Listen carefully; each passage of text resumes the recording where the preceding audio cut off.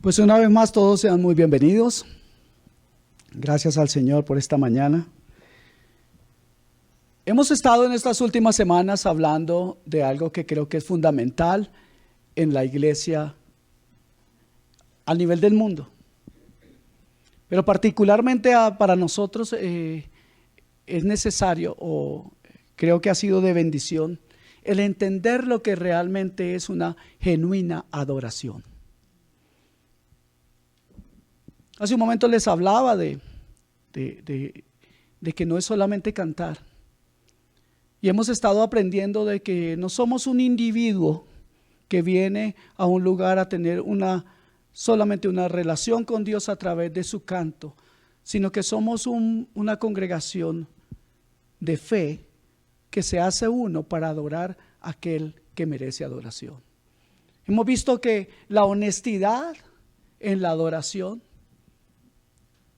y no sé si recuerdan que estuvimos viendo el pasaje de Juan, donde la mujer samaritana tiene un encuentro con Jesús y la forma en que ella quería esquivar realmente la verdad de su vida, cuando Jesús le recuerda qué clase de vida llevaba, porque había tenido 5 maridos y el que tenía ahora tampoco era su marido. Y ella quiso esquivar siempre. Y luego hablaron de adoración en el sentido de que Jesús es el centro de la adoración. Jesús es donde sucede la adoración. Vimos en Nehemías que somos un pueblo. Vimos nosotros en Apocalipsis en 2 pasajes. Vimos como el cielo mismo, la última semana, el cielo mismo adora a aquel que está en el trono. Como del trono fluye la genuina adoración. Y he tenido esto, y creo que he recibido del Señor llevar esta serie, debido a la gran disfunción de lo que llaman adoración en la iglesia a nivel del mundo hoy. Hoy en día se le llama adoración a cualquiera que se para ahí al frente a hacer un show para luego cobrar por él. Entonces, en vista de esa gran problemática que existe, que hemos querido llevar esta serie que se llama Genuina Adoración y que culminamos hoy. Porque hoy quisiera que pensemos en lo siguiente: la Santa Cena del Señor, la que hoy estaremos tomando, que son estos símbolos que tenemos aquí, representa también de gran manera una forma de adoración a aquel que en la cruz se sacrificó, pero también en la cruz vivió su hora más gloriosa, porque en la cruz el Señor venció a la muerte y al pecado, y por eso Él merece ser alabado y adorado. Él es digno. Amén. Yo les invito entonces a que abran sus Biblias. Primero quiero saber si alguien tiene una necesidad de Biblia. Tengo una aquí, una Biblia que sabe harto. Esta Biblia es una Biblia pastoral.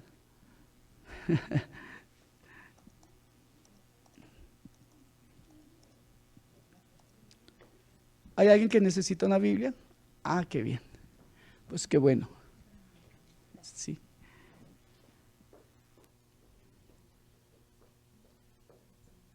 Entonces vamos a verla,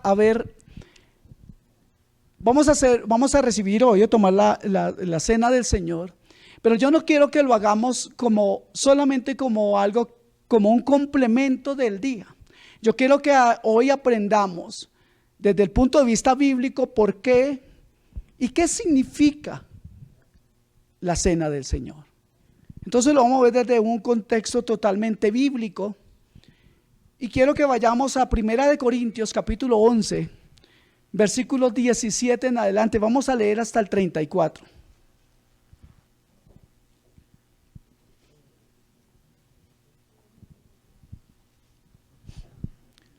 Gloria a Dios. 1 Corintios capítulo 11, versículo 17 hasta el 34. Digan amén, por favor, cuando lo tengan. Qué bien, qué rápidos están ustedes hoy. Dice así la escritura en el nombre de nuestro Señor Jesucristo. Pero al anunciaros esto que sigue, no os alabo, porque no os congregáis para lo mejor, sino para lo peor. Pues, dice aquí, en primer lugar, cuando os reunís como iglesia, oigo que hay entre vosotros divisiones, y en parte lo creo, porque es preciso que entre vosotros haya disensiones para que se haga manifiesto entre vosotros los que son aprobados. Cuando pues os reunís vosotros, esto no es comer la cena del Señor, porque al comer cada uno se adelanta a tomar su propia cena, y uno tiene hambre y otro se embriaga. Pues ¿qué? ¿No tenéis casas en que comáis y bebáis? ¿O menospreciáis la iglesia de Dios y avergonzáis a los que no tienen nada? ¿Qué os diré? ¿Os alabaré? En esto no os alabo, porque yo recibí del Señor lo que también os he enseñado, que el Señor Jesús, ¿qué dice ahí? La noche que fue entregado, tomó pan, y habiendo dado gracias, lo partió y dijo: tomad, comed, esto es mi cuerpo que por vosotros es partido, haced esto en memoria de mí. Asimismo también tomó la copa después de haber cenado, diciendo: esta copa es el nuevo pacto en mi sangre. Haced esto, todas las cosas que la bebiereis, en memoria de mí. Así pues, todas las veces que comieres este pan y bebieres esta copa, la muerte del Señor anunciáis hasta que Él venga. De manera que cualquiera que comiere este pan o bebiere esta copa del Señor indignamente, será culpado del cuerpo y de la sangre del Señor. Por tanto, pruébese cada uno a sí mismo, y coma así del pan y beba de la copa, porque el que come y bebe indignamente sin discernir el cuerpo del Señor, juicio come y bebe para sí. Por lo cual hay muchos enfermos y debilitados entre vosotros, y muchos duermen. Si pues nos examinamos a nosotros mismos, no seríamos juzgados, mas siendo juzgados somos castigados. ¿Qué dice? ¿Para qué? Por el Señor, para que no seamos condenados con el mundo. Así que, hermanos míos, cuando os reunáis a comer, esperaos unos a otros. Amén. El último versículo: si alguno tuviere hambre, coma en su casa, para que no os reunáis para juicio.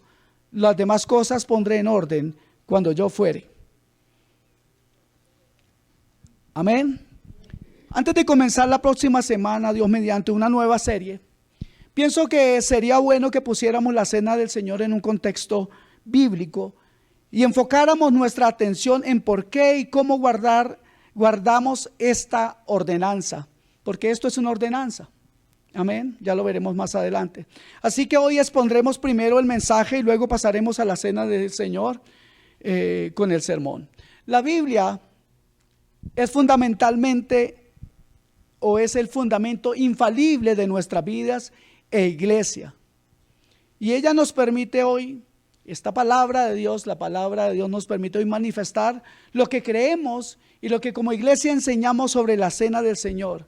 Y después lo siguiente: nosotros en la iglesia creemos que la cena del Señor es una ordenanza del Señor, donde los creyentes reunidos comemos pan representando el cuerpo de Cristo dado para su pueblo, y bebemos la copa del Señor representando el nuevo pacto de la sangre de Cristo. Y lo hacemos en memoria del Señor, y así proclamamos su muerte hasta su regreso. Los que comen y beben de un modo digno participan del cuerpo y la sangre de Cristo, no físicamente, sino espiritualmente. Así, por fe, son alimentados con los beneficios que Él obtuvo mediante su muerte y crecen en gracia.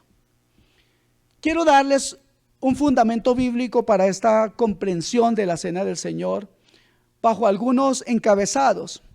Y vamos a ver el origen histórico, los participantes que son los creyentes.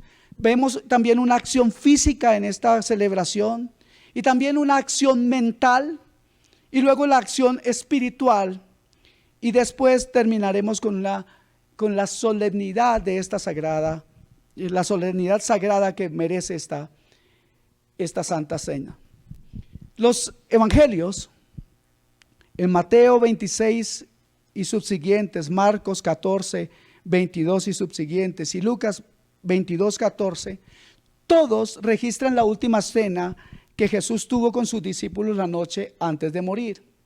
Cada uno describe a Jesús dando gracias o bendiciendo el pan y la copa y dándolos a sus discípulos, diciendo que el pan es su cuerpo y la copa es la sangre del pacto o el nuevo pacto en su sangre. Pero hay algo bien interesante. En Lucas 22, 19, no vaya ahí, si quiere los escribe. Jesús dice: haced esto en memoria de mí. El Evangelio de Juan no registra que comieran y bebieran, más bien registra las enseñanzas y acciones que tuvieron lugar en aquel anochecer.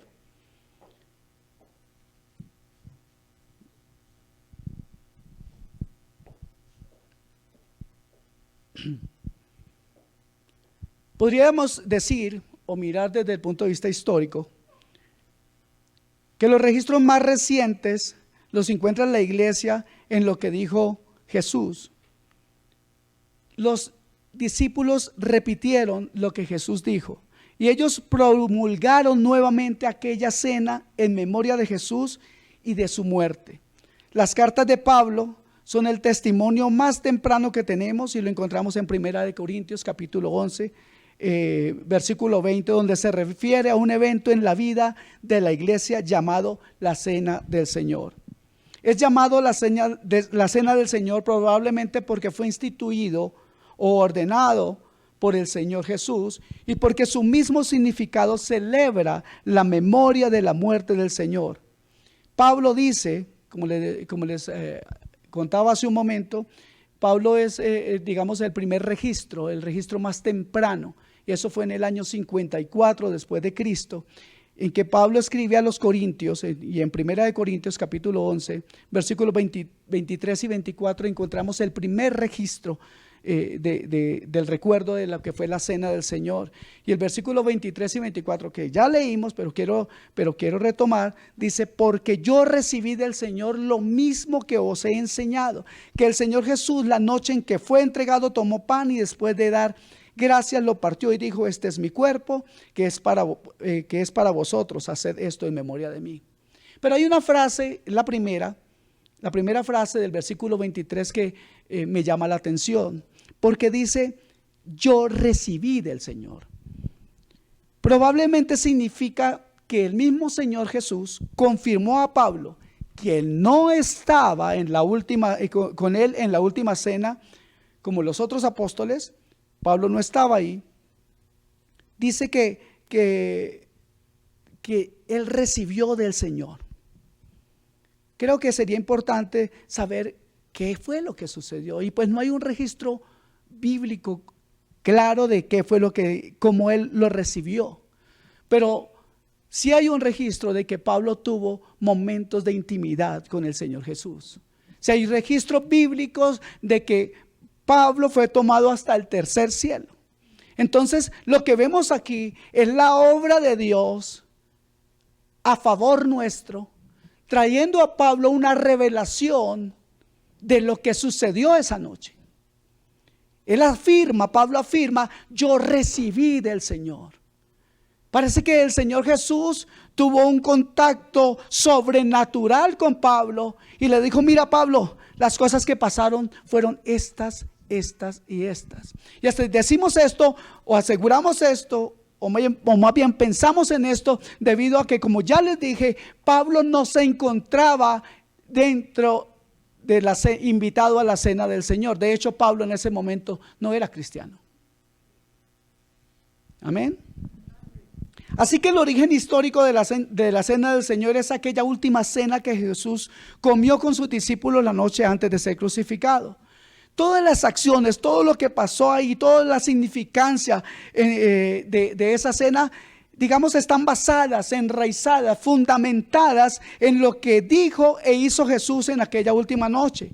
Jesús mismo es el origen de la cena del Señor.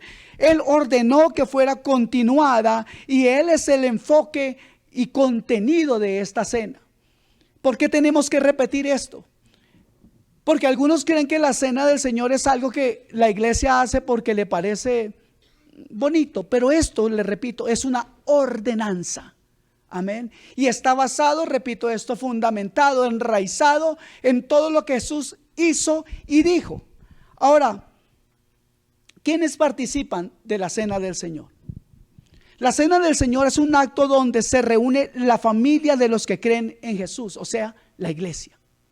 La iglesia, sabemos todos, no es un lugar. La iglesia somos nosotros que constituimos ese pueblo comprado por la sangre de Cristo. Somos nosotros la iglesia del Señor. No es un acto para los no creyentes. Ahora, los no creyentes pueden estar presentes. De hecho, cuando usted vaya, sepa que el próximo mes, porque creo que ya les comuniqué, y si no lo saben, a partir de ahora, cada primer domingo de cada mes, vamos a estar celebrando la Santa Cena del Señor. Amén. Entonces, si usted quiere, puede invitar personas. Los invitamos a estar presentes. No hay secreto en la cena del Señor. Es realizada esta cena en público, tiene un significado público, no es un ritual secreto ni cultico con poderes mágicos. Es un acto público de adoración de la iglesia reunida. De hecho, en 1 Corintios 11:26, Pablo dice: porque todas las veces que comáis este pan y bebáis esta copa, la muerte del Señor anunciáis o proclamáis hasta que Él venga. Así que hay un aspecto de proclamación en la cena del Señor. La cena del Señor nos permite proclamar algo que usted y yo como cristianos creemos. ¿Cuántos creen que el Señor regresa? Que el Señor vendrá. Esto no lo decimos ni lo usamos para asustar a nadie, ¿es cierto que no? Lo decimos, es más, cada persona o cada cristiano debe estar anhelante del regreso del Señor. ¿Y saben por qué? Ya lo decíamos el domingo pasado. Porque hay una promesa maravillosa para todo aquel que ha creído, que estará celebrando, que estará en un gran cántico de adoración a Dios en aquel momento en el trono de Dios. Y esto será ¿para quiénes? Para los hijos de Dios, para los que han creído, para los que han nacido de nuevo, para aquellos que han entendido que Cristo es el camino, la verdad y la vida. Amén. Entonces, así que hay un aspecto de proclamación en la cena del Señor. El énfasis está en la proclamación y no en la privacidad. Queremos proclamar a Cristo. Necesitamos proclamar a Cristo. Debe haber algo en nuestro corazón después de haber conocido a aquel que nos amó primero. Debe haber algo en nuestro corazón que nos insta, que nos anima a hablar de este Señor que para nosotros es nuestro Salvador. Amén. Ahora, no prohibimos tomar la cena del Señor a alguien en un sanatorio o en un hospital. Pero ese tipo de celebración individual es sino que es excepcional. No es la norma bíblica. En primera de Corintios, en el capítulo 11, que hemos leído ya varios versículos, Pablo habla sobre la iglesia congregándose o reuniéndose cuando se come la cena del Señor. Yo quiero que ustedes vayan mirando, porque voy a hablar rápidamente de algunos versículos. En el versículo 17 dice: no os congregáis para lo bueno, y estamos hablando de congregarnos. ¿Qué significa congregación? Esta reunión, ¿cierto? ¿De quiénes? Del pueblo de Dios. Pero aquí Pablo está regañando a los corintios. ¿Por qué? Porque no se reúnen para lo bueno. Luego el versículo 18 vuelve a hablar de reunión. Dice: pues en primer lugar oigo que cuando os reunís como iglesia hay divisiones entre vosotros. El versículo 20 dice: por tanto, cuando os reunís, esto ya no es comer la cena del Señor. Versículo 33, cuando os reunáis para comer, esperaos unos a otros. Versículo 34, si alguno tiene hambre, coma en su casa para que no os reunáis para juicio. Esto nos habla claramente de que la cena del Señor se celebraba cuando el pueblo se reunía para adorar a Dios. Amén. En otras palabras, aquí Pablo está haciendo está exhortando y de alguna manera regañando a esta iglesia, porque ellos estaban envileciendo la cena del Señor al relacionarla, demasiado o estrechamente con las cenas comunes que ellos tenían. Y algunas personas tenían mucho para comer y otros no tenían nada.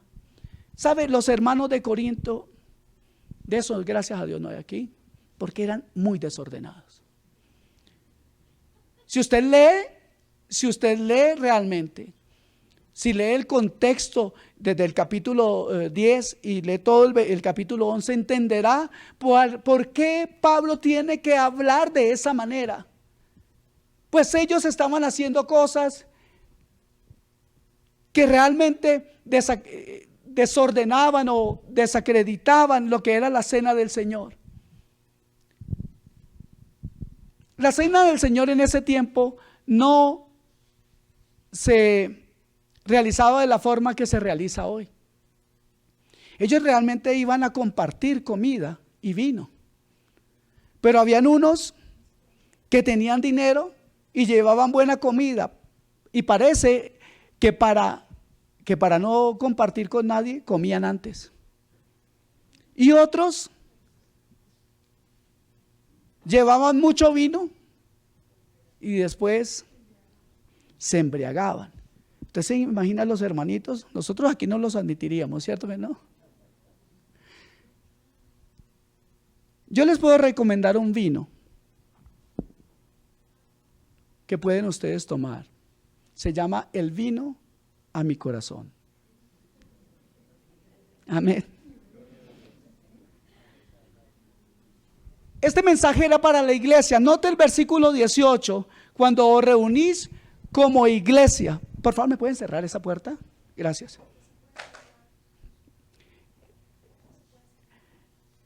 Dice, cuando os reunís como iglesia. La iglesia es el cuerpo de Cristo, la asamblea de los seguidores de Jesús, los que se han apartado de los ídolos y confiado solo en Jesús para el perdón de sus pecados y para tener una esperanza de vida eterna y para la satisfacción de nuestras almas. Estos son cristianos, así que los participantes en la cena del Señor son los creyentes en Jesús. En estas últimas semanas, como les dije hace un momento, nuestro enfoque ha sido la adoración genuina y hemos visto cómo las diversas áreas de nuestro ser deben estar presentes en nuestra adoración para que ésta sea genuina. Porque imagínense que aquí alguno puede llegar y estar cantando y estar aplaudiendo, pero con su mente puesta ¿en qué? En el trabajo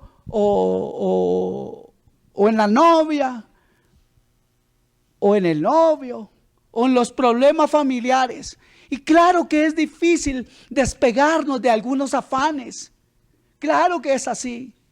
¿Cuántos saben que es difícil despegarnos de los afanes de la vida?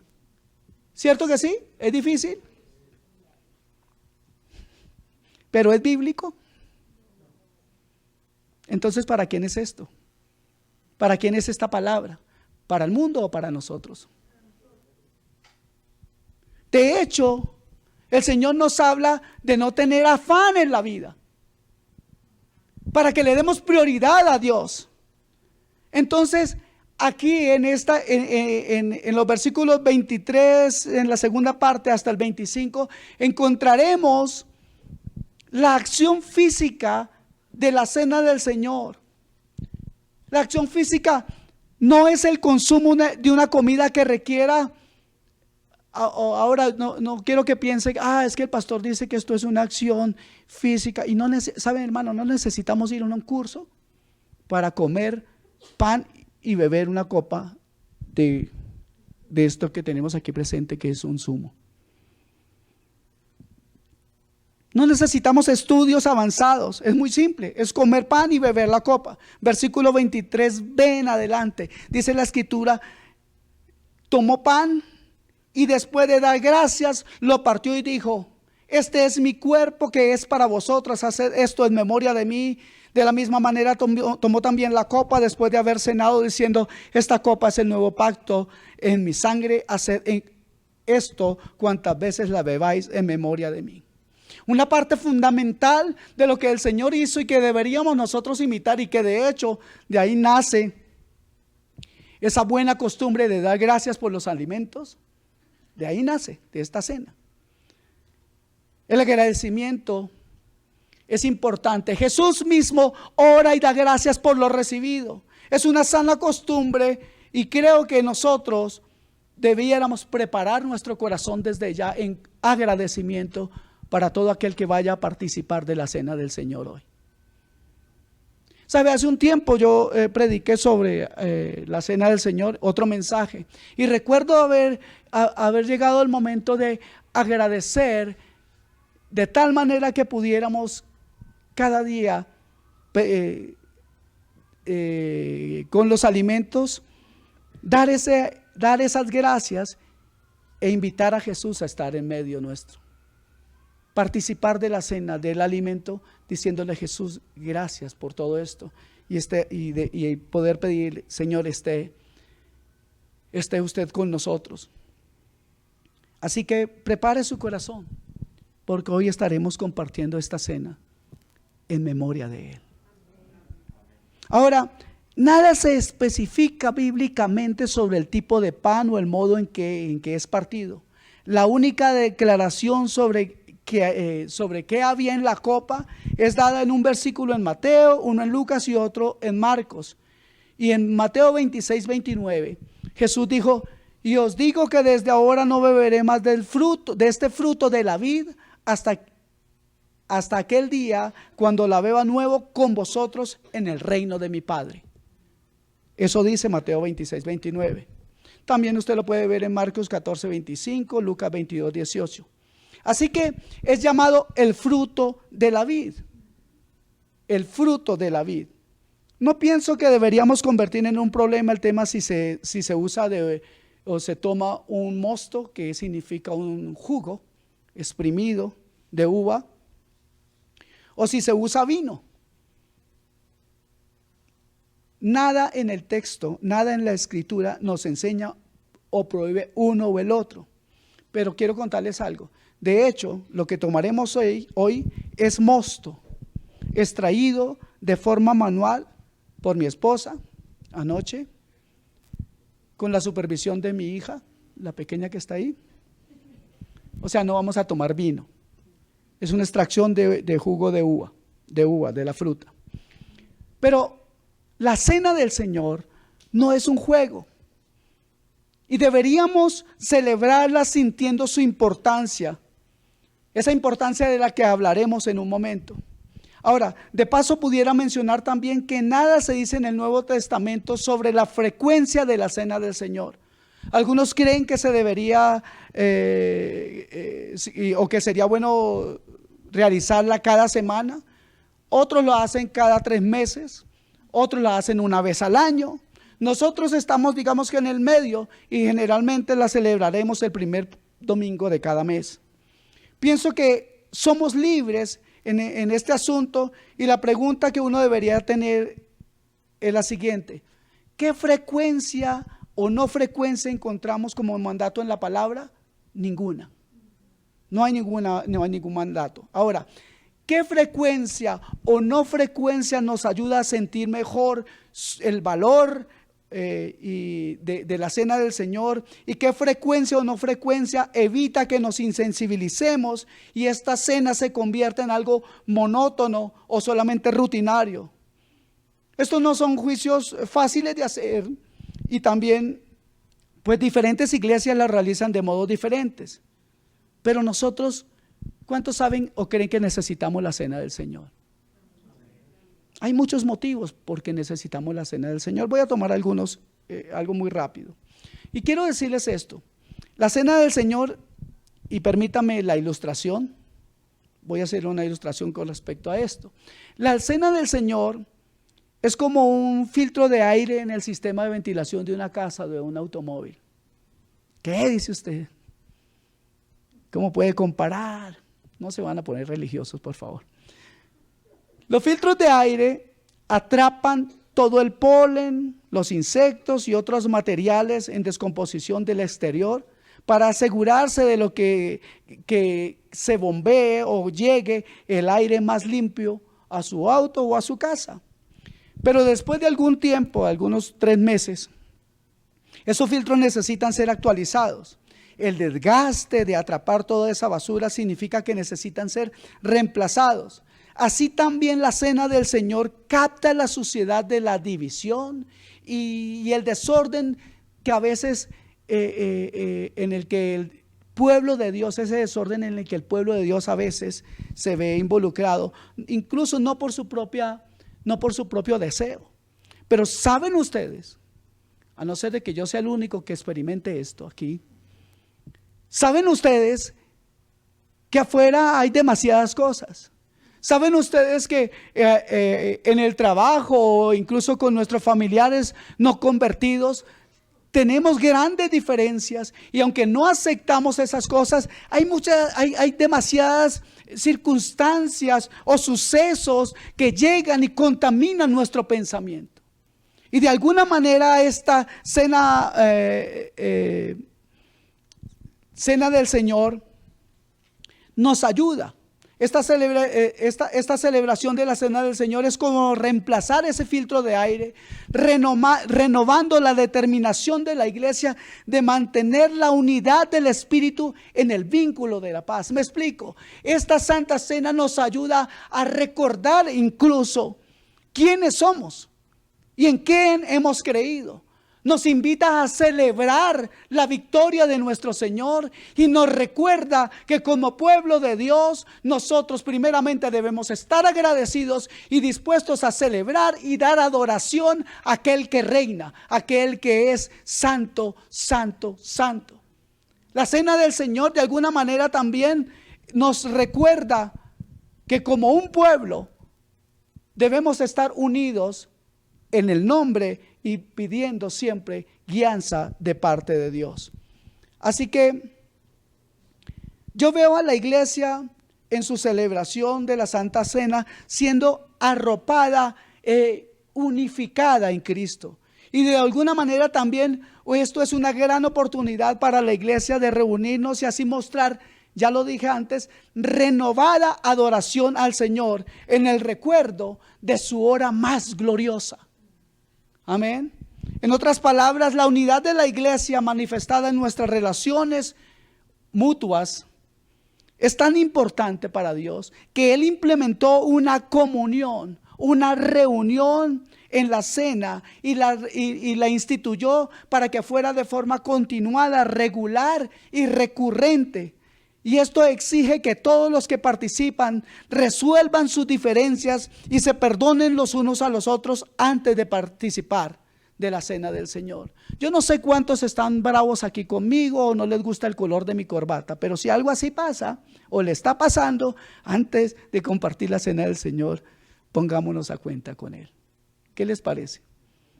Eso es chévere, ¿cierto? Y hasta divertido. Pero ¿qué tal si pensamos en aquellos con los que tal vez hemos tenido diferencias, dificultades y hasta problemas, pero no están aquí? Hace un momento les decía, prepare su corazón. Y una forma de preparar nuestro corazón es decir, Señor, es más, mire hermano, yo no quería decir esta palabra, pero si pasamos a la cena del Señor y todavía no nos ponemos a cuenta pidiendo perdón a Dios y desde ya pidiendo perdón a una persona que hayamos herido. ¿A cuántos han herido a alguien alguna vez? ¿Solo el pastor? Aquí ninguno quiere levantar la mano. Bueno, de todas maneras, mis amados hermanos, es importante que preparemos nuestro corazón. Por eso la Santa Cena del Señor, a mi modo de ver, es algo maravilloso. La palabra siempre tendrá poder para cambiar las almas. Es algo que les comparto recurrentemente, ¿cierto? La palabra tiene ese poder, pero hoy creo que nosotros necesitamos restaurar muchas cosas. Ahora, la cena convierte a los muchos en uno. Por favor, mire 1 Corintios capítulo 10, versículo 17.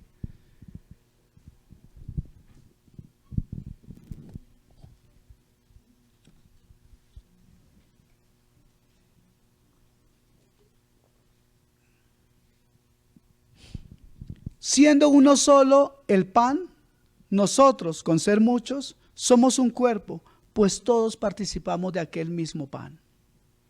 Haciendo referencia a lo que vamos a hacer hoy. Yo estoy leyendo la versión de las Américas, no sé, usted tiene la versión Reina Valera seguramente, y ahí suena un poquito diferente, pero digamos la esencia es la misma. Ahora, amados hermanos, al recordar o pensar que la cena del Señor está pronta a ser tomada, esto debería motivarnos a disolver cualquier amargura que podamos albergar hacia los demás. Les voy a leer un versículo, 1 Pedro 4:8 dice: y ante todo, tened entre vosotros ferviente amor, porque el amor cubrirá multitud de pecados. Esto nos insta, esta cena del Señor nos insta a la reconciliación y solucionar nuestra amargura con los demás. Dice Mateo 5, 23 y 24. Por tanto, si traes tu ofrenda al altar y allí te acuerdas de que tu hermano tiene algo contra ti, o tú tienes algo contra tu hermano, deja allí tu ofrenda delante del altar y anda y reconcíliate primero con tu hermano y entonces ven y presenta tu ofrenda. Les digo, está en Mateo 5, 23 y 24. Estos versículos nos animan a buscar esa paz que traspasa todo entendimiento y que solamente Cristo nos puede dar. Por eso debe estar involucrado todo nuestro ser en esta adoración que presentamos hoy al Señor. Y les decía que hay una acción mental en todo esto. La acción mental de los participantes de la cena del Señor es enfocarse en Jesús y especialmente en su obra histórica al morir por nuestros pecados. Y leemos ya versículos 24 y 25, dicen: haced esto en memoria de mí. Esto indica que nuestra mente debe estar activa ¿en qué? En el recuerdo de quién es nuestro Señor y nuestro Salvador. De hecho, Él lo pide. Él nos dice: hagan esto en memoria de mí, acuérdense de mí, recuerden por quién yo he muerto, recuerden mi obra. Esto significa que nuestra mente debe estar enfocada ¿en qué? ¿O en quién? En Jesús. ¿En qué? En su obra. Ahora, al realizar el acto físico de comer y beber, debemos realizar el acto mental de hacer memoria. Es decir, debemos recordar conscientemente a la persona de Jesús como alguien que vivió, que hizo una obra, ¿cierto que sí?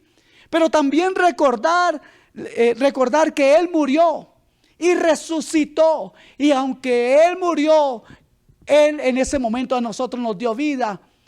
Y al resucitar confirma todas las expectativas que habían, pero no solamente algunas las expectativas, sino que confirma todas las profecías que existen en el Antiguo Testamento. Todo lo que se dice de Él es confirmado en la resurrección de Cristo.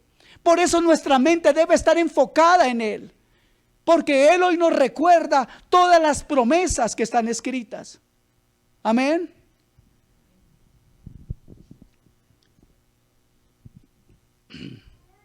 La cena del Señor es un recordatorio vez tras vez de que el cristianismo no es algo de espiritualidad de la nueva era. Debemos estar enfocados en nuestra mente en Él.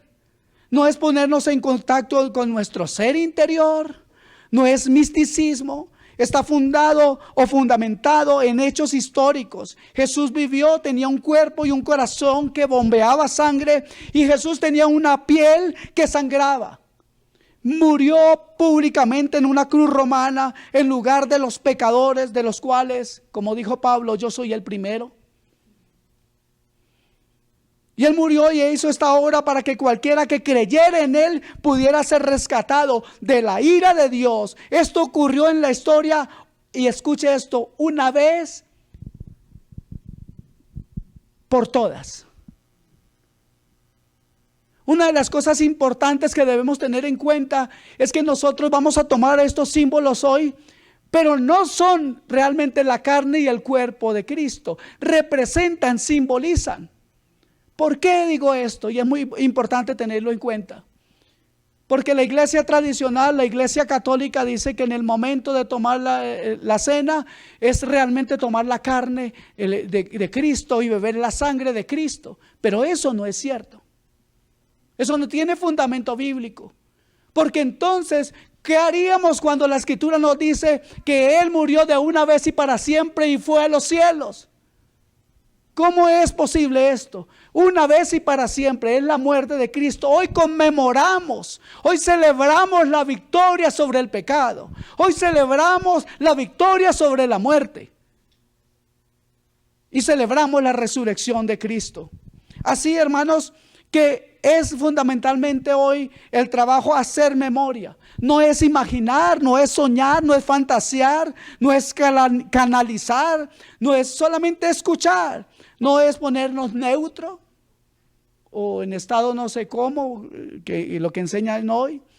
Es realmente un direccionamiento consciente de la mente, llevándola hacia la historia de Jesús y a lo que sabemos de Él o sobre Él a través de la palabra misma del Señor. La cena del Señor nos hace profundizar vez tras vez en los detalles de la historia. El pan y la copa, el cuerpo y la sangre, la ejecución y la muerte y la resurrección de Cristo.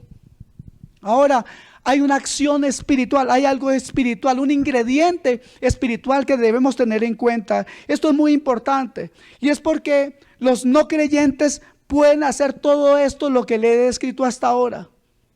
Los no creyentes pueden hacer todo esto de lo que he hablado hasta ahora. ¿Cuántos saben que es así? Los no creyentes pueden comer, pueden recordar y pueden pensar.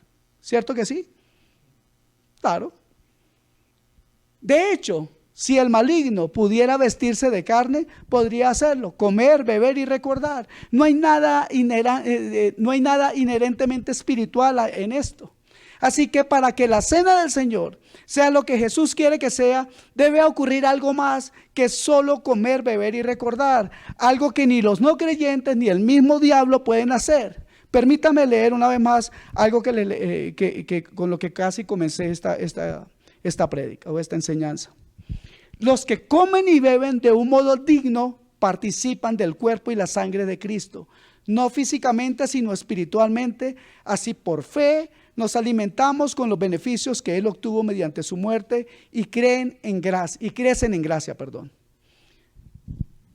¿De dónde proviene esta idea de lo que les acabo de decir? Hay una frase aquí que acabo de decir: participan del cuerpo y de la sangre de Cristo, espiritualmente por fe.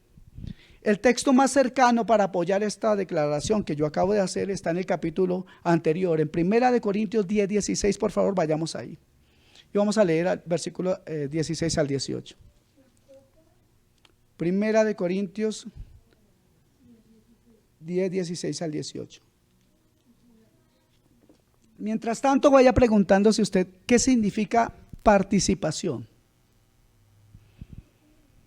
La copa que bendecimos no es la participación en la sangre de Cristo, o compartir la sangre de Cristo no es la copa. El pan que partimos no es la participación. ¿Cómo dicen comunión, que significa reunión o participación? El pan que partimos no es la comunión o participación en el cuerpo de Cristo, puesto que el pan es uno. Nosotros, que somos muchos, somos un cuerpo, pues todos participamos de aquel mismo pan. Y luego agrega aquí: considerad al pueblo de Israel, los que comen los sacrificios no participan del altar. Aquí ocurre algo mucho más profundo que solamente memoria. ¿Lo entendemos? Aquí sucede algo mucho más profundo, mucho más grande. Aquí hay creyentes que confían en Cristo y le aman y le atesoran. Y Pablo dice que están participando en el cuerpo y la sangre de Cristo. Literalmente están experimentando una parte, una koinonía. La palabra en griego es esa. Una participación, una comunión de su cuerpo y de su sangre. Están experimentando una participación en su muerte. Ahora, esto lo hacemos por fe, lo logramos por fe. ¿Y qué significa esa palabra? Esta comunión o participación. Eso significa compañerismo. Pienso que el versículo 18 nos da la pista, pues es una palabra similar, pero Pablo la compara con lo que ocurre en los sacrificios judíos. Mire, considerad al pueblo de Israel, los que comen los sacrificios no participan de la misma palabra, y aquí está la misma palabra, no participan del altar. ¿Qué significaba el altar para el Antiguo Testamento? El lugar precioso. Amén. ¿Y qué significa entonces tener comunión en el altar? Significa que están compartiendo o beneficiándose de lo que ocurre en el altar. Están disfrutando, por ejemplo, del perdón. Están disfrutando del perdón y la comunión restaurada con Dios. ¿Entendemos esto? Comunión restaurada con Dios. Yo no sé cuántos de ustedes puedan tener una necesidad de restaurar su comunión con Dios.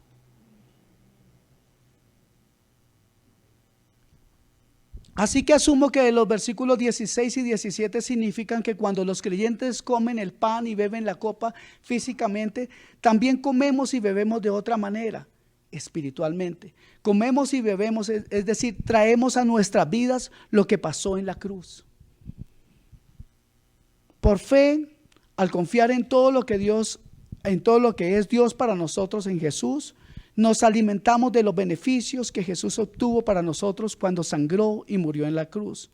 Es por eso que nosotros en esta iglesia cada mes les estaremos guiando en diferentes enfoques en la cena del Señor. Enfoques como paz con Dios, gozo en Cristo, esperanza en el futuro con Él, libertad del temor, seguridad en la adversidad, guía en la confusión, sanidad en la enfermedad, victoria en la tentación. Todo esto es lo que estaremos haciendo cada mes, recordando al Señor como el victorioso de cada una de las cosas que les acabo de nombrar. Porque cuando Jesús murió, su sangre derramada y su cuerpo quebrantado, ofrecidos en su muerte a nuestro favor, todo esto hizo algo, adquirió para nosotros todas las promesas de Dios, todas las promesas de Dios. Yo los veo no muy contentos con la predicación, pero si a mí me dijeran, piense esto,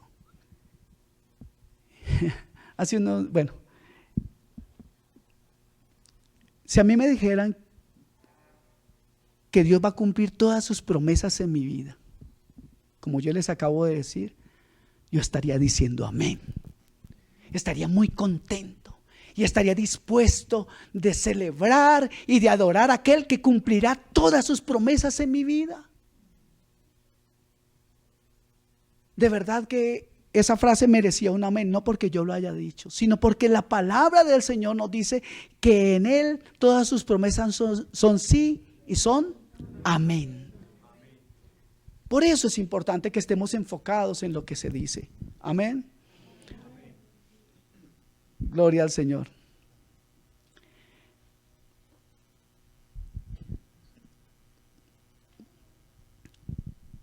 Pablo nos dice lo que ya leímos antes: la copa de bendición que bendecimos no es la participación en la sangre de Cristo.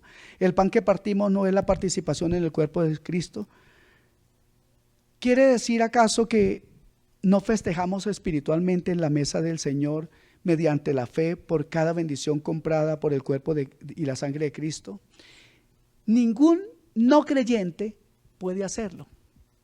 Ustedes y yo, si hemos nacido de nuevo, podemos hacerlo, podemos alegrarnos porque es para nosotros, porque las promesas son para nosotros, no para los que no creen. Y esto es importante. El diablo no puede hacerlo. Es un regalo para la familia, Cuando celebramos la cena del Señor, festejamos espiritualmente por fe, por todas las promesas de Dios compradas por la sangre de Jesús. Ahora, yo les pregunto algo. ¿No es Él digno de adoración y alabanza por todo lo que hizo? Por eso es que le decía que la cena del Señor es un medio o también una gran oportunidad para brindarle a nuestro Señor una adoración renovada. Amén. ¿O es que acaso no engrandece el nombre del Señor en sus corazones el hecho de que es Él quien ha pagado por nuestros pecados? ¿No merece el gloria y alabanza por haber sufrido la cruz? ¿No es Él digno de gloria y alabanza al haber muerto para que nosotros tuviéramos vida? Esta es la verdad. Esta es la gran verdad de la historia de la humanidad. Este es el acontecimiento más grande, sublime y santo que la historia de la humanidad puede conocer. Cristo nos amó primero. Él sabía que usted y yo le traicionaríamos. Él sabía que usted y yo lo negaríamos. Él sabía que usted y yo dejaríamos su nombre mal delante de los hombres. Él sabía que usted y yo no íbamos a ser tan fieles como a veces decimos ser. Sin embargo, así nos aceptó. Sin embargo, así nos perdonó. Y nos ha llamado a vivir en la eternidad con Él. Pero para eso usted y yo necesitamos entender la grandeza y la magnificencia de la obra de la cruz y esta celebración que hoy tenemos. Necesitamos comprenderla. Tal vez para usted es aburrido que repita tantos versículos. Pero quiero que usted por favor se centre y tenga esa parte emocional puesta en este lugar para que entienda por qué es necesario entrar en esta parte espiritual. Y ahora veremos también una parte de la solemnidad sagrada de la cena del Señor. Termino como hizo Pablo en 1 Corintios capítulo 11. Él advierte que si usted viene a la cena del Señor en un modo arrogante, endurecido, descuidado, que no discierne la seriedad de lo que ocurrió en la cruz, puede perder su vida como creyente, no por la ira, sino como un acto de disciplina paternal de Dios. Permítame simplemente leer lentamente a los Corintios, capítulo 11, versículo 27 al 32. Mientras mis hermanos se van preparando aquí, voy a ir lentamente y diciendo algunas cosas en la medida que voy leyendo. Versículo 27. De manera que el que coma el pan o beba la copa del Señor indignamente, es decir, no confiando y atesorando el precioso regalo de Cristo, será culpable del cuerpo y de la sangre del Señor. Por tanto, examínese así cada uno a sí mismo.